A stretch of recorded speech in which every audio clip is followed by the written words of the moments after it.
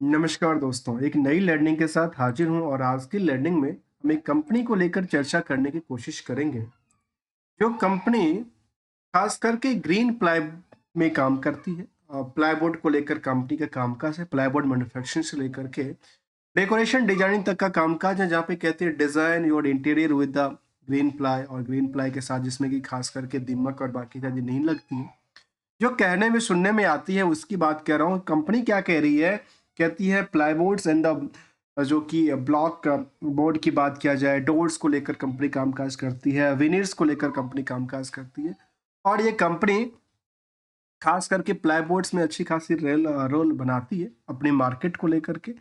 और इसके अलावा यदि हम इनकी मार्केट के अलावा स्टॉक मार्केट के रिएक्शन को समझें, तो ये कह सकते हैं कि कंपनी में पिछले जब से इसमें देख पा रहा हूँ स्टॉक प्राइस को लेकर के, बाकी सब चीज़ों को लेकर के, तो यहाँ पे देखा गया कि स्टॉक प्राइस में एक लंबी गिरावट आई थी। लंबी गिरावट का मतलब था छोटी सी गिरावट थी, और मार्केट दोबारा ब्रेकआउट करती हुई नजर आती है। और अभी इनके पास फिलहाल मल्टीपल लेयर है रेजिस्टेंस को लेकर के, जो बेटर क्रिएट करने की कोशिश में है। निवेशकों का इंटरेस्ट को जाना जाए तो कंपनी में करीब 50,000 से 60,000 के आसपास निवेशकों का इंटरेस्ट है। एफआईडीआई सबकी भूमिका है, और आम पब्लिक से ज्यादा होल्डिंग इस कंपनी में ये देखने को मिल रही है कि डीआई ने भर भर के खरीद के रखा है। मतलब डीआई यहाँ पे सबसे ज्यादा फुल है इनकी बिजनेस मॉडल से लेकर। यदि हम इनकी कुछ और पहलू की तरफ ध्यान दें, उसमें आता है कि क्या फाइनेंशियल लेवल पे मार्केट की रिएक्शंस कैसा रहा। उसकी चार्ट ग्राफ और कुछ समरी डेटा ये बयां करती है कि कंपनी का बुक वैल्यू 61 रुपये था, मार्केट की करंट प्राइस 351 था, इंटरेस्टिक वैल्यू 98 था, तब भी मार्केट इतना भी चलती नजर आई। जबकि हायर टू हायर 412 तक गई थी, लोअर 200 के आसपास स्ट्रॉन्ग सपोर्ट की बात किया था। कंपेरिजन टू द इंडस्ट्रियल के पी से आज भी यहाँ पे कह सकते हैं कि बाकी कंपनियों के एवरेज जो निवेशकों का क्राउड है इसको खरीदने बेचने को लेकर के, स्टे होने को लेकर के, वो काफी कम है। अब यहाँ से कह सकते हैं कि नियरली करीब करीब यहाँ से 30% की गैप क्रिएट करती है इन इसको इसको पहुंचने के लिए। और मार्केट यदि 30% की गैप को फुलफिल करती है, अब इसलिए 450 और उससे ऊपर की के लिए नई जो रेजिस्टेंस है, नई रेजिस्टेंस के लिए तैयार हो सकती है। इसकी बात कर रहा हूँ इंडस्ट्रियल की पी के बेस पे। जबकि आरओसी की डेटा कहती है कि 8% से 10% की दिशा दिखाती है, डिविडेंड की ट्रैक रिकॉर्ड भी मेंटेन करती है।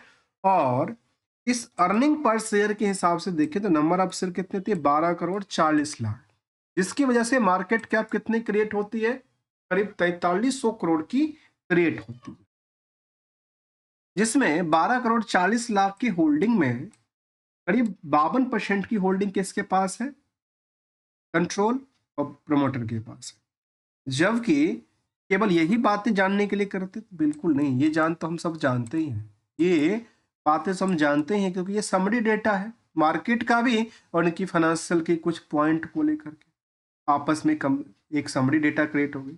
हम जानने क्या वाले हैं, हम जानने की कोशिश करेंगे कि क्या ये नेटवर्थ के बेसिस पे परफॉर्मेंस करती है, या इन अपनी सेल्स जो कर रही है उसके बेसिस पे मार्केट रिएक्शन करती है, या प्रॉफिट के नंबर बेसिस पे मार्केट रिएक्शन करती है। जहाँ तक कंपनी का standalone data as well as consolidated data दोनों हमने देखा ईयरली ग्रोथ की तरफ, तो ये संकेत देता है। जबकि डेट टू इक्विटी इसके बारे में कहती है 0.60 की, और करंट रेशियो का नंबर कहता है 1.33 का। आपस में कोई कनेक्शन तो नहीं है, तो बिल्कुल कनेक्शन है। इसको लेकर हमेशा कहते हैं कि ऐसी बातें, ऐसे नंबर जो हिट कर दिया जाता है अर्निंग पर शेयर, और एक वो पॉइंट है जो कि अर्निंग पर शेयर को इंटरेस्ट की वर्डन की वजह से दबा दिया जाता है। इन दोनों को जानने की कोशिश करेंगे। क्या इसको पे आउट कर रही है कंपनी, क्या लगातार इंक्रीज करती है। और इतना ही नहीं, इसके अलावा एक स्पेशल हमने 2-3 नंबर लिया है कैलकुलेट करके, जिसमें कि नेट इनकम मार्जिन है, डेटर्स वर्सेस आउटस्टैंडिंग की पार्ट है, और स्टार्टिंग वर्सेस डेट प्रॉफिटेबिलिटी की पार्ट है। वो हमें एक बयान ये करेगा कि रिस्क एनालाइज क्या है, और कंपनी का खुद की बिजनेस में कितनी रिस्क बनती नजर आती है। यहाँ पे देखा गया कि कंपनी 1990 में बनी थी। Green ply industries limited is among the leading the plywood और मैन्युफैक्चरिंग के तौर पे कामकाज करती थी। और ये कहते हैं कि इंडिया में जो मार्केट है, उस मार्केट को 26% इनके पास ही कैप्चर है। और ये कहते हैं कि इनके पास चाहे पैनल प्रोडक्शन की बात करें, including the ply board, block board, decoratives, veneer veneers को लेकर के, डोर्स एंड फॉर एंड जो कि फिल्म्स फेस प्लाईबोर्ड बनता है उसमें कंपनी का कारोबार रहा है और मार्केट में अच्छी खासी डिमांड में रही है। तो मार्केट में डिमांड के साथ साथ यदि क्वार्टरली रिजल्ट को भी देखेंगे तो वो भी एक नई रेजिस्टेंस की तरफ ही मूव करती नजर आती, लगातार 5% से लेकर के नेट इनकम पार्ट्स में करीब 26% तक की वृद्धि दर्ज करती है। तो लगातार जब किसी कंपनी का सेल्स लगातार बढ़ोतरी पे हो, ऑपरेटिंग प्रॉफिट मार्जिन सस्टेन करती नजर आए, प्रॉफिटेबिलिटी की पार्ट लगातार सस्टेनेबिलिटी की तरफ बढ़ती नजर आए, तो ये एक इशारा देता है कि यहाँ पे मार्केट का कारोबार भी बेटर है और यहाँ पे निवेशकों का इंटरेस्ट जो है वो भी काफ़ी बेटर दिखने में आती है। तो हमने पहले कहा कि यहाँ पे निवेशकों के इंटरेस्ट में सबसे ज़्यादा कौन है, डीआई की भूमिका रही है। और जब किसी कंपनी में डीआई की भूमिका रहती है तो फिर बाकी बहुत बड़ी ज़्यादा सोचने की ज़रूरत नहीं पड़ती है, क्योंकि एक आम निवेशक से ज़्यादा अवेयर और एक्टिव जो है वो डीआई होती है और इंडिया में डीआई का भूमिका आपको पता ही है। इसको लेकर देखें तो डीआई के अंदर चाहे मीरा एसेट्स फंड्स की बात करा जाए या फिर एचडीएफसी ट्रस्टी से लेकर के बाकी बड़ी कंपनियां तक की नाम शामिल होती है, जो कि इनमें लगातार बनी है, जबकि पब्लिक के अंदर कोई बड़ी नहीं है, कभी केवल 11% के आसपास होल्डिंग बची हुई है।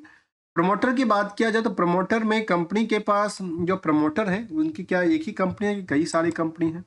यहाँ पे डेटा देखने को मिलते हैं, कंपनी काफ़ी सारी कंपनी को रन, केवल 2 कंपनी को रन करती है। एक तो ग्रीन प्लाई पैनल्स इंडस्ट्रीज है और जिसमें कभी हुआ करते थे, आजकल एक ही कंपनी में इसका होल्डिंग देखने को मिल रही है।